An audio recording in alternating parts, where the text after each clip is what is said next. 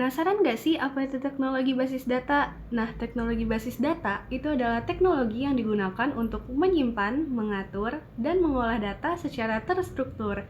Nah, arti dari basis data itu sendiri itu adalah sekumpulan data yang disusun secara rapi agar dapat lebih mudah dicari dan digunakan kembali. Nah, dengan adanya basis data ini, pengolahan data itu akan jauh lebih cepat, aman, dan tidak berantakan. Lanjut, apa sih fungsi adanya teknologi basis data? Nah, yang pertama itu pastinya untuk mengelola data. Nah, bisa dengan menambah, menghapus, dan memperbarui informasi. Kemudian yang kedua itu adalah untuk menjaga keamanan dan kerahasiaan data. Kemudian yang ketiga itu adalah untuk mempermudah akses dan proses pengolahan data. Materi selanjutnya yaitu apa aja sih komponen yang ada di basis data? Nah, yang pertama itu ada data pastinya. Nah, data ini adalah informasi yang akan disimpan seperti misalnya data mahasiswa, nilai, jadwal, dan lain-lain.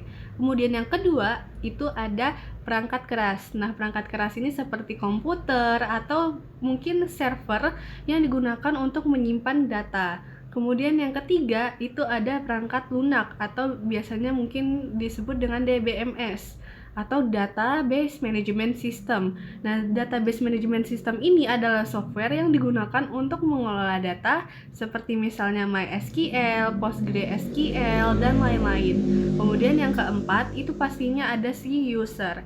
Nah, user ini seperti admin, programmer, atau mungkin user biasa yang menggunakan database.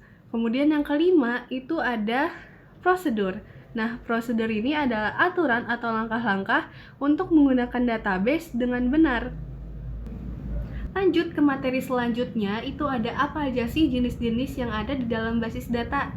Nah, yang pertama itu ada basis data relasional atau RDBMS. Nah, basis data ini itu menyimpan data dalam bentuk tabel seperti kolom dan baris. Nah, biasanya menggunakan bahasa SQL, misalnya contohnya seperti MySQL, PostgreSQL, dan lain-lain. Kemudian, basis data yang kedua yaitu ada basis data non-relasional atau non-SQL.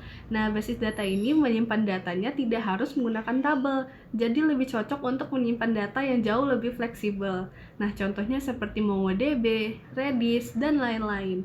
Kemudian yang ketiga itu ada cloud database. Nah, cloud database ini adalah basis data yang digunakan untuk menyimpan data di internet atau cloud, jadi bukan di komputer itu sendiri.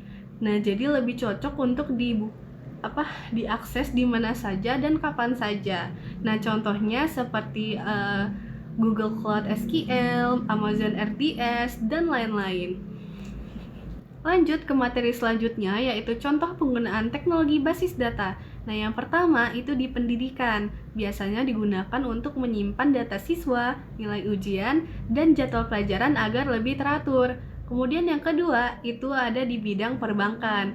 Nah, biasanya digunakan untuk membantu mencatat data nasabah, saldo, kemudian riwayat transaksi yang ada di hari itu. Kemudian yang ketiga itu ada di bagian rumah sakit. Nah, biasanya digunakan untuk menyimpan data pasien, riwayat penyakit, dan lain-lain. Kemudian yang keempat itu ada toko online atau e-commerce. Nah, biasanya digunakan untuk menyimpan data pesanan, stok, dan lain-lain. Kemudian yang kelima itu ada media sosial. Nah, biasanya digunakan untuk menyimpan data seperti foto, video, pesan, dan aktivitas pengguna agar aplikasinya itu dapat berjalan dengan baik. Sekian pemaparan materi teknologi basis data dari saya akhiri. Wassalamualaikum warahmatullahi wabarakatuh.